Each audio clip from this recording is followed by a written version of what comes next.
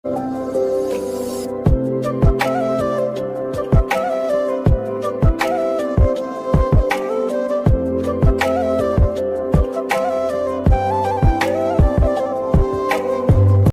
তোমাদের সামনে অন্যরকমভাবে আসলাম বন্ধুরা। তো বন্ধুরা এখন বাজে প্রায় 9:30টার মতো, আর আমি দেখো এখানে শাড়ি টাড়ি পরে নতুন একটা লুকে। তো বন্ধুরা এর আগে হয়তো কখনো আমাকে এই লুকে দেখোনি তোমরা। তো বন্ধুরা দেখো এখানে আমার এক বোনও চলে এসেছে। তো তোমাদের সব কিছু বলে দিই। আজ শিবরাত্রি, আজ হয়েছে শনিবার। তো এখানে দেখো সমস্ত কিছু সকাল থেকে গুছিয়ে নিতে নিতে বন্ধুরা ব্লগই আর অন করা হলো না। আর আমি প্রথম থেকেই ভাবলাম যে আজ একেবারে তৈরি হয়ে তোমাদের সামনে আসবো। তো এখানে দেখো আমি রেডি হয়ে গেছি আর পরেছি এই শাড়িটার এই ব্লাউজটা। তো এই শাড়িটা ভাই যে দেওঘর গিয়েছিল তো তখনই এনেছিল। তো বনুও শিবরাত্রি করবে, এখানে বনুকে কাকা আলতা পরিয়ে দিচ্ছে। তো বন্ধুরা চলো আজকের সারাটা দিন আমার সঙ্গে থেকে আমার ব্লগটা কন্টিনিউ দেখতে থাকো। আশা রাখছি আজকের ব্লগটা তোমাদের অনেকটা ভালো লাগবে। তো চলো বন্ধুরা, নতুন একটি দিনে আর আমার নতুন আরও একটি ব্লগে তোমাদের সকলকে জানাই স্বাগত।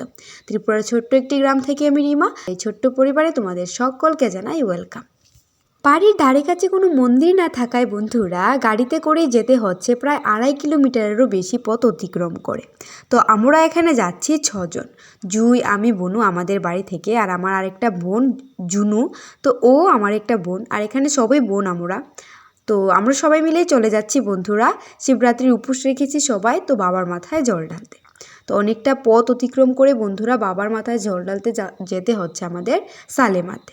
তো চলো দেখতে থাকো বন্ধুরা। তোমাদের সঙ্গে আমি এখন একটা সুন্দর মুহূর্ত শেয়ার করতে চলেছি। বন্ধুরা এখন যাচ্ছি আমি পুজোর কিছু উপকরণ আনতে। যেহেতু আমাদের বাড়ির সাইডে নদী নেই, তাই বন্ধুরা আকন্দ ফুলের গাছটাও আমাদের এদিকে নেই। তাই আমি আমার বেস্ট ফ্রেন্ডকে বলে রেখেছিলাম আমার জন্য এগুলি জোগাড় করে রাখতে। তো ও জোগাড় করেছে ঠিকই, কিন্তু ও আসতে পারেনি, ওর ভাইকে দিয়ে পাঠিয়েছে। তো বন্ধুরা এই ভাইটা অনেকটা কষ্ট করে আমার জন্য এগুলি নিয়ে এসেছে। আমাকে এসে বলছে যে আমি কিন্তু তোমার জন্য স্নান সেরে এসেছি। তো বন্ধুরা ভাইকে আমার সঙ্গে সঙ্গে তোমরা অনেকটা থ্যাংক ইউ দিয়ে দিও। তো এখন চলে যাচ্ছি আমি, আর রিম্পি জিনিসগুলি নিয়ে নিয়েছি, যে যে জোগাড়গুলি ও আমার জন্য করেছে। তো চলো আমি মন্দিরে গিয়ে দেখিয়ে দেবো ও আমার জন্য কি কি জোগাড় করেছে।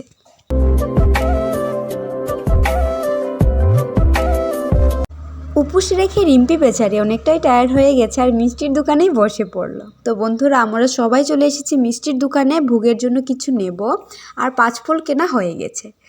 এখন চলে আসলাম মন্দিরে, আর সমস্ত কিছু কেনাকাটা করে বন্ধুরা এখানে এসে সব কিছু জোগাড়যন্ত্র করে নিচ্ছি।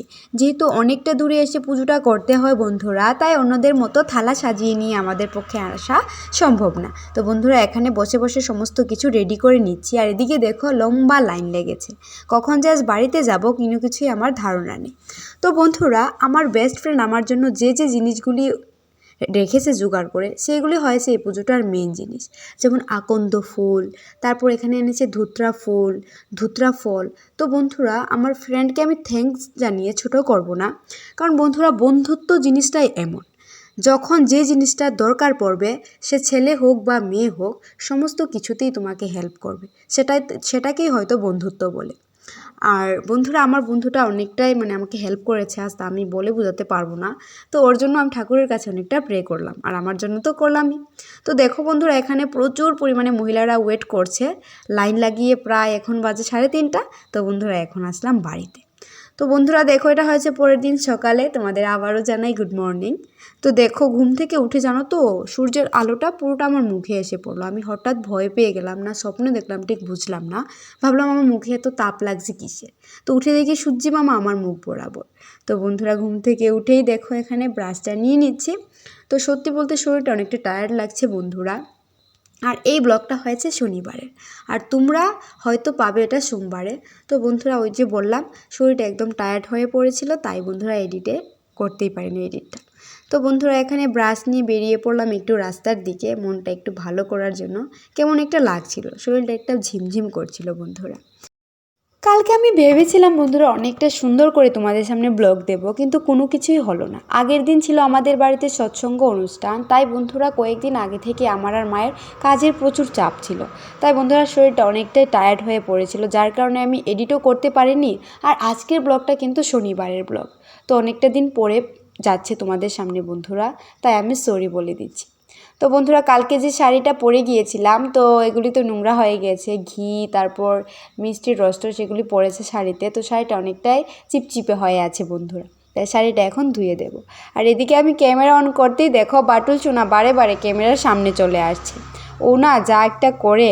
তো বন্ধুরা দেখো এখন আমি কাপড়গুলি ধুয়ে দেব।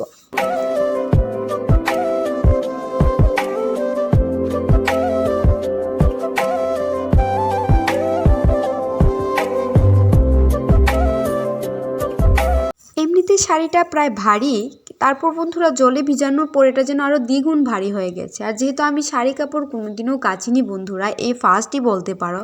হয়তো মায়ের শাড়ি 1-2বার ধুয়েছি কিন্তু এইভাবে ধুইনি কখনো, তো অনেকটা ভারী হয়ে পড়েছিল। আর শাড়ি তো এমনিতে আমি কাপড় কমই ধুই, তারপর বন্ধুরা শাড়িটা কিন্তু একদমই ধোয়া হয় না, এটাতে আমি অভ্যস্তই না। তবু বন্ধুরা এটাতে এতটা নোংরা পড়েনি, শুধু মিষ্টির রস সেগুলি যাতে ধুয়ে যায় তার জন্যই বন্ধুরা কেচে দিচ্ছি।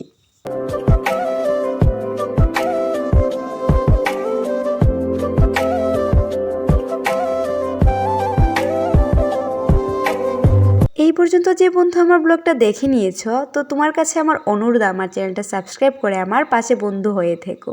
আর আজকের ব্লগ ভালো লাগলে অবশ্যই লাইক কমেন্ট অ্যান্ড শেয়ার করতে ভুলো না বন্ধু।